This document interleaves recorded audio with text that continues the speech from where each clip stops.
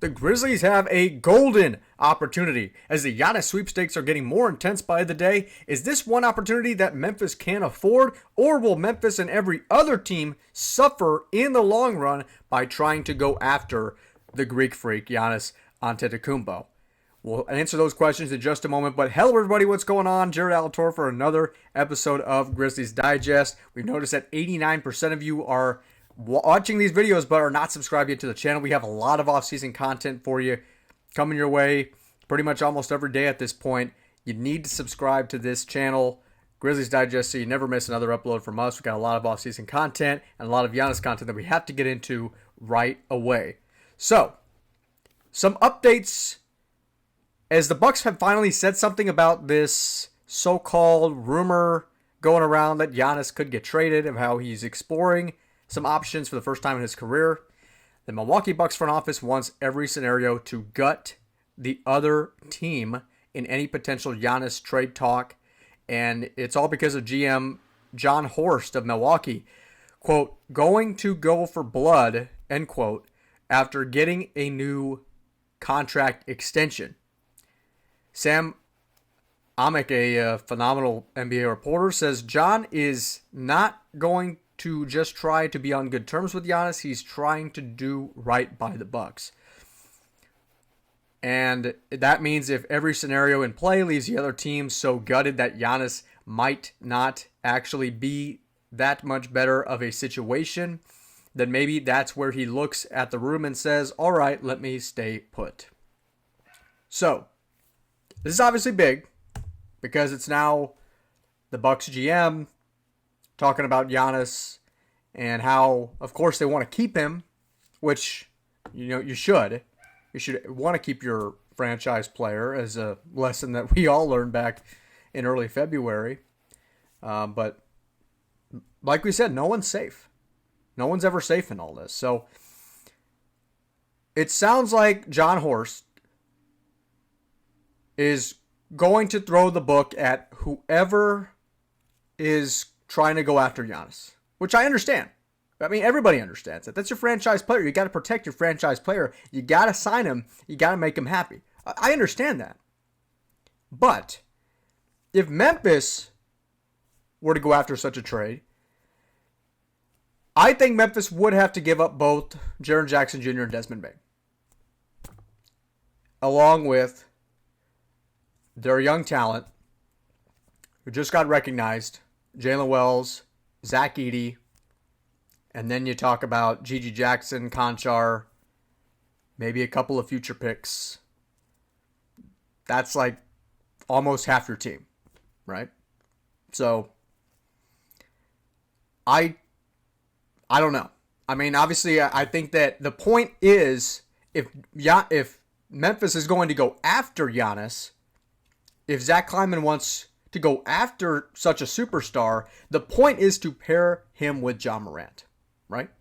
That would be the only method in my eyes. I mean, you're not going to pair Giannis. You're not going to go through all of that just to pair Giannis with Desmond Bane and Jaren Jackson. And maybe, but by the way the Bucks GM is talking, maybe you don't even keep both of those guys. Maybe just keep either Jackson or Bane. So it's a question as to, honestly, is it worth it? And would Memphis actually be better from giving away almost half their team? And it's not just them. I mean, he's looking at doing the same with San Antonio. If you're San Antonio, you're probably, you hear those words from the Bucks GM, you probably would have to give up Stephon Castle. You probably either him or you give up Fox. Obviously, you want, like I said with Ja, you want Ja with Giannis. Greg Popovich in the front office, they want to obviously pair up Wembanyama with Antetokounmpo. Or else, like, why are we doing this trade? So I think that the words of the Bucks GM definitely solved some things, or actually cleared some of the smoke that we were kind of thinking about of what guys would work out, what deals would work out. Well, turns out you're probably going to have to give up half your team if you want Giannis Antetokounmpo, which I understand. I get it. And even here's the me, which I'm sure a lot of you probably have seen this today about the Giannis trade for anybody. What did it cost? Everything. Everything. Right? I mean, that's just what it's going to be. And for the Rockets, they're probably going to have to give up Şengün and Jalen Green. Maybe a couple of their young pieces like Eason and Shepherd, Jock Landale maybe. I mean, you're going to have to give up a whole lot of guys. So for Memphis, I think it's still possible that it happens. But now it's a question of, would the team actually look better? Because one thing could be is that you look at this and John Horst, he might say, well, I want Ja Morant, right? You want Giannis Antetokounmpo? Okay, I want Ja Morant. And then I want Zach Edey. I want Jaylen Wells, Gigi Jackson, Conchar, a couple of future picks. And you can keep Bane and Jackson. He might, I mean, by the way he's talking, he might ask for one of those too. Let's say he gets Jaren Jackson. So you give up Ja Morant, Jaren Jackson, and then the others that I just said. Is that even worth it? So that's a question. Strong words by the Bucks GM.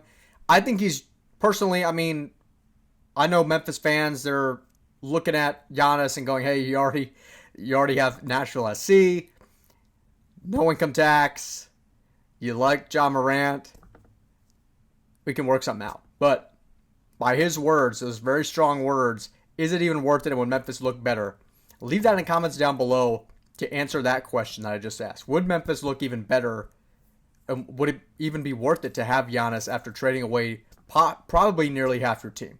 In the words of Bucks GM John Horst. But that's going to do it for this video today. Thank you so much for watching. Jared Alator for another episode of Grizzlies Digest. You can like, comment, share this video if you'd like. Leave a comment down below on what we just talked about.